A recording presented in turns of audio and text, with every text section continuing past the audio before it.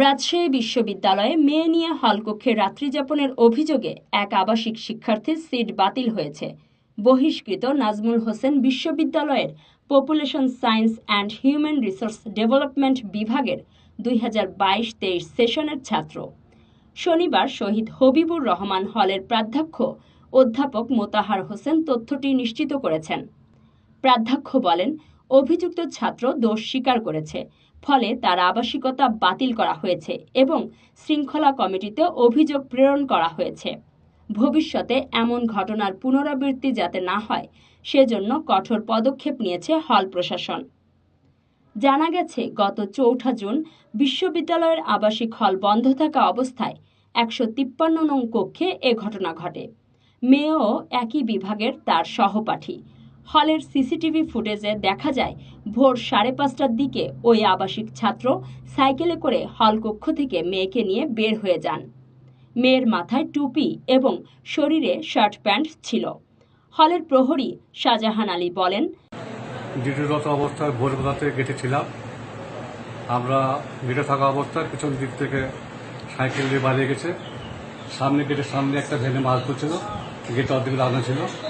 এক ছাত্র ওই মুহূর্তে বললে একজন মেয়ে বাড়ি গেছে চিলেছে।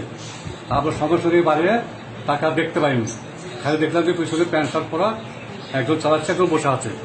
আমরা ছেলেকে মেয়ে পিছন থেকে সব বুঝতে পারিনি। আমরা গেটে ছিলাম, কিন্তু আমি ছিলাম পশ্চিম দিকে মুখ করে, আর উনি আসলে ফুক থেকে সাইকেল নিয়ে। কারণ আমার তো ছিলাম গেটের পাশে, তো গেট থেকে যখন বার হয় তখন ওই ছেলেটা চিল্লে বলে। আমি সঙ্গে সঙ্গে বাড়ানোর পরে টাকা বুঝতে পারি যে ছেলে মেয়ে ওরা দুজন ছিল, একজন চালাচ্ছে, একজন পিছিয়ে বসে। তারা দরজায় ছিলেন, কিন্তু খুব সকালে বিপরীত দিক থেকে আসায় তৎক্ষণাৎ বিষয়টি বুঝতে পারেননি। মেয়েটাও ছেলেদের পোশাকে ছিলেন এবং সাইকেলের গতি বেশি ছিল, ফলে ধরতে পারেননি। দরজায় আরেক ছাত্র বুঝতে পেরেছেন ওটা মেয়ে ছিল। তখন প্রাধ্যক্ষকে বিষয়টি অবহিত করি।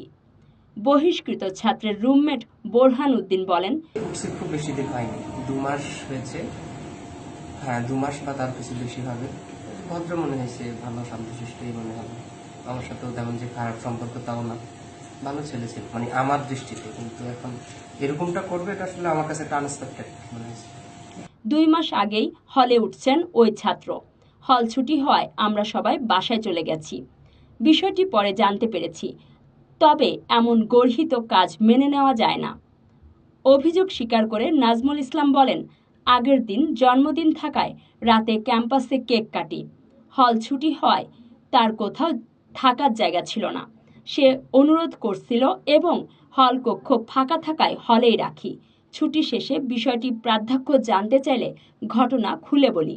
হল থেকে তো অবশ্যই তার বিরুদ্ধে ব্যবস্থা নেবে এবং আমাদের বিশ্ববিদ্যালয় থেকেও ব্যবস্থা নেওয়া উচিত, যেন এরকম দুঃসাহসিক কাজ করতে না পারে। এটা হচ্ছে এটা ভেবে করতে পারে যে বিশ্ববিদ্যালয়ে এরকম কেউ ঘটাতে পারে নাই যে হলে কোনো মেয়েকে নিয়ে এসে। তো এরকম দুঃসাহসিক কাজ যেটা হচ্ছে বিশ্ববিদ্যালয়ের ভাবমূর্তি নষ্ট করবে, হলের ভাবমূর্তি নষ্ট করবে, এমন কাজ যেন কেউ করতে না পারে। শৃঙ্খলা ও নিরাপত্তা দুর্বলতার অভিযোগ তুলে প্রশাসনের আরও শক্ত ভূমিকা রাখার দাবি জানান হলের আবাসিক শিক্ষার্থীরা।